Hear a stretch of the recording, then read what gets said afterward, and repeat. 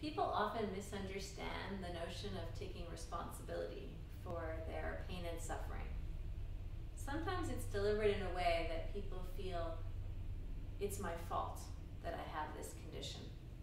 I've done something wrong, and because I wasn't taking care in the right way, now you're saying I have this disease.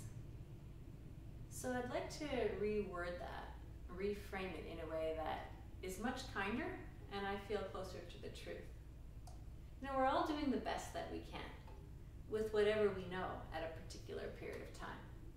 So if you find yourself with a disease and you want to approach it from the position of personal responsibility, consider that the disease is teaching you things about living in a new way with new skills that you didn't have before, and nothing was requiring you to learn those skills up until this point.